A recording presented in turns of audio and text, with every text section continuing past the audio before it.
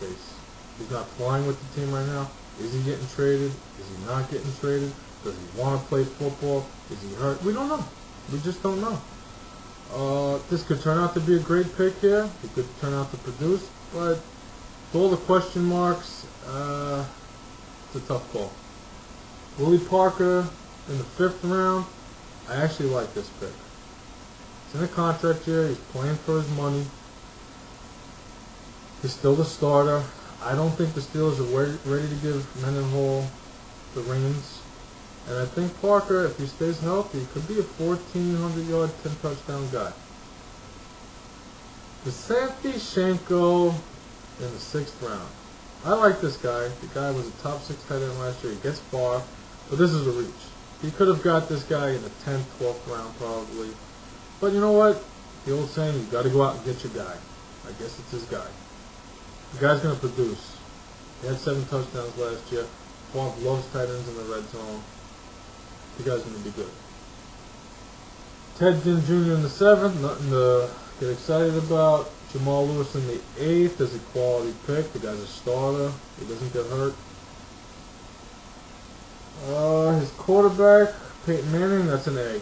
His starting running backs is going to be Willie Parker, Brian Westbrook, Jamal Lewis. You know what? I'm going to give that a B. I'm going to give it a solid B. His receivers, Andre Johnson and Brandon Marshall. You know what? That's also a B, but potential to be a B+. His tight end, Shenko, I'm going to give that a B-. I think this guy's going to produce. Overall, this guy could be a playoff team too. You know, as I'm looking back on this draft board, it's really tough to depict playoff teams and non-playoff teams. Everybody in this league drafted pretty well this year. There's no pushovers. Everybody should be competitive on a week-to-week basis. And you know the phrase, you know, any given Sunday. I think that's really going to pertain to this league where I think there's going to be a lot of parity. His bench, Fred Jackson, Washington, you know, it's okay. Nothing special. C+. As far as keepers, he's got Joe Flacco and Glenn Coffey. I like these guys a lot. I think these guys are excellent keeper positions. And I'm going to give them a B as far as keepers go. I think one of these guys is going to at least pan out for next year. That's pretty much the whole thing right now. I'm going to take a quick pause to grab another beer, and I will be right back. Okay, we're returning. Now that we've gone through all of the teams, I'm going to try and give a quick ranking on these teams. It's a little tougher this year than any other year because there's a lot of quality teams. I mean, walking out of this draft,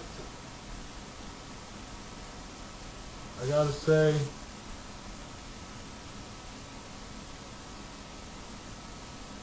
Furies had a solid team, as usually they do.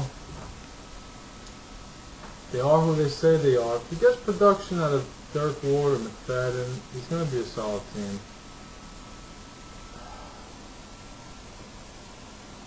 Right now, I would say the playoff teams are walking out of the draft. Obviously 6 teams make the playoffs.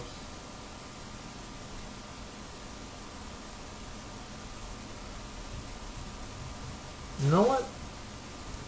It's too tight to call. It really is. Everybody's got solid players. I mean, I'm going to try and do a quick pick of the 4 teams that aren't going to make the playoffs right now. I'm going to say the S-Men,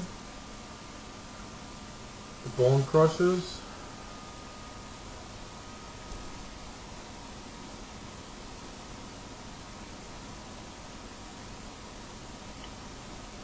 wow, this is tough.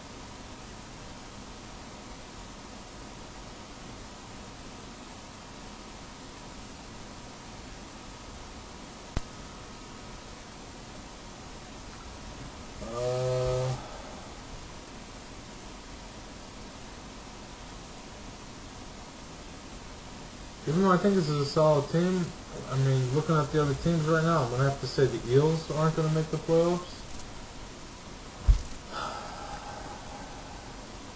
And right now, the hard hitters. I think if the hard hitters get quarterback play, they're going to be in the playoffs. I think they're right on the bubble. But I think every single team in this league, believe it or not, is going to be very competitive. Good draft by everybody. I'm going to make a couple of bold predictions here in this segment. Just about some players in general that I think are going to either be busts or are going to outperform their draft position. Players I like, dislike, whatever you want to call it. First, I'm going to start with first round picks that are not going to perform like first round picks. So these are going to be guys that were taken in the first round of our draft that just aren't going to give you first round production and numbers. Steven Jackson is one. Matt Forte, yes, believe it or not, I said it. Matt Forte is not going to be a top 10 running back at the end of the year. And Chris Johnson. I think those three guys are not going to give you the first round production that you thought you were getting when you drafted them. Guys that are going to outperform their draft position. Chad Ochocinco, 6th round here. I think he's going to outperform that by a lot. Ray Rice, I think, will give 2nd, 3rd round production. Taking a quick look. I think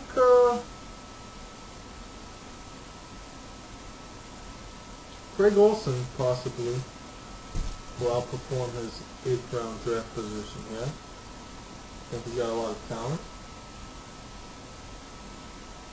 Let's move on to a couple of guys besides the first round that I think will underperform from where they were picked.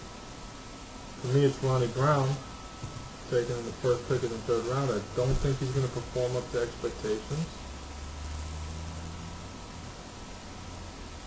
Terrell Owens, I think, may disappoint. 3rd round. I think Derek Ward is going to disappoint. I don't think he's going to give you the 4th round production that he was drafted at. Matt Ryan in the 6th round, it's not a bad pick, but I don't think you're going to get the production that you think you were going to get.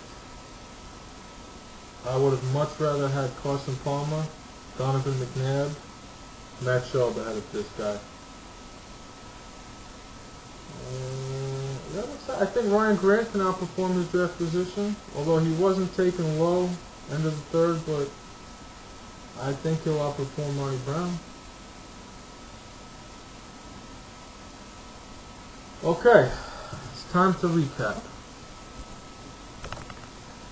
This was a solid draft by everybody. The best draft we've had as a group overall whatsoever. Good picks, bad picks. Off the top of my head, worst picks of the draft, Kenny Watson and Rudy Johnson. You guys know who you are. You picked them. We all laughed at them. We're still laughing at them. It's going to be interesting. We're going to see what happens on the playing field week 1. And I wish you all a good season. I'll leave you with this final note. Fantasy football. It's 95% luck and 5% luck.